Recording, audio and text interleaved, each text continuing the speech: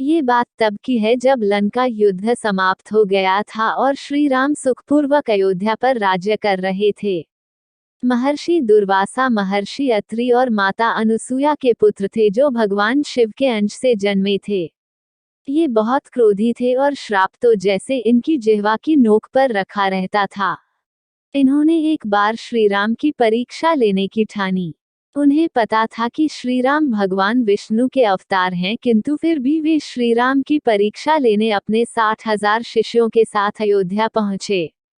जब श्री राम को पता चला कि महर्षि दुर्वासा अयोध्या पधारे हैं तो वे स्वयं अपने भाइयों के साथ द्वार पर उन्हें लिवाने चले आए। उन्होंने महर्षि दुर्वासा की अभ्यर्थना की और उनके चरण प्रक्षालन कर उन्हें ऊंचे आसन पर बिठाया। फिर उन्हें अर्घ्यपान देने के बाद उन्होंने कहा, हे महर्षि, आप अपने तेजस्वी शिष्यों के साथ अयोध्या पधारे, ये हमारे लिए बहुत सम्मान की बात है। मुझे वनवास समय में अपनी पत्नी और भाई के साथ आपके माता पिता महर्षि अत्रि और माता अनुसुया के दर्शन करने का सौभाग्य प्राप्त हुआ था। आज आपके भी दर्शन प्राप्त कर मैं अपने आप को धन्य मान रहा हूँ। कृपया कहें कि मेरे लिए क्या आज्ञा है। तब महर्षि दुर्वासा ने कहा, हे कौशल्यानंदन, मुझे भी तुम्हारे दर्शन कर बड़ा हर्ष हो रहा है।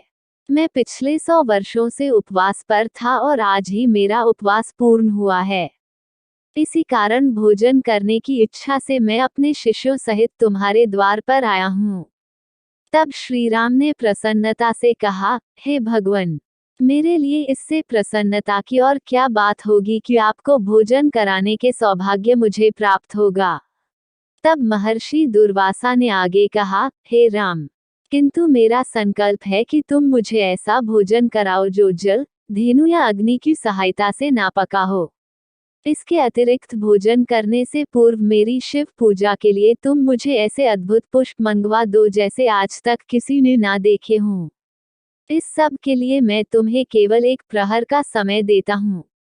अगर ये तुमसे ना हो सके तो मुझे स्पष्ट कह दो ताकि मैं यहाँ से चला जाऊं।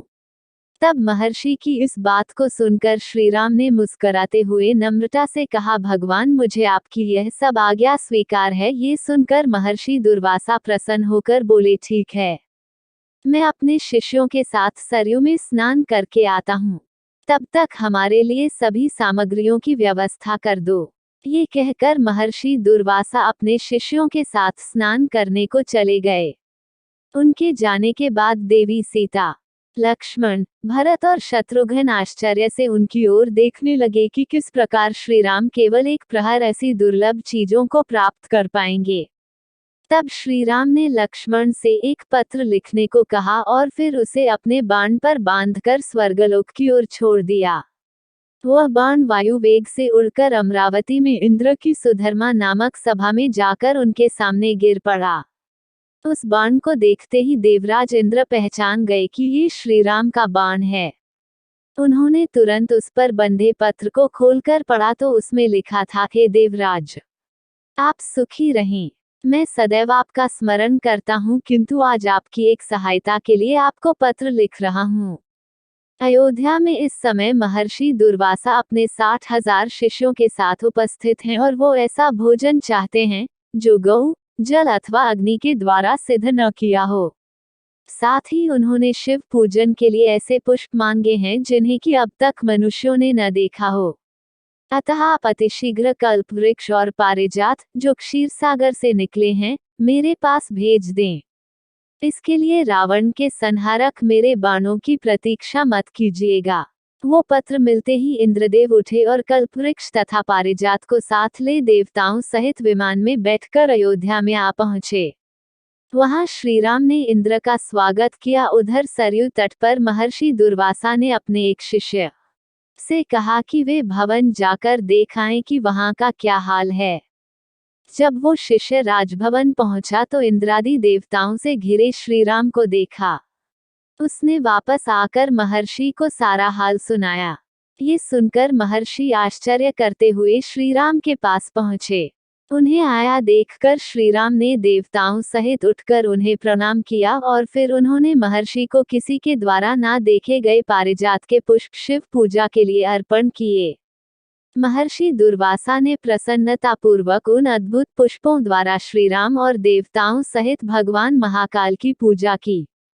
पूजा समाप्त होने के बाद श्रीराम ने देवी सीता को भोजन परोसने के लिए कहा।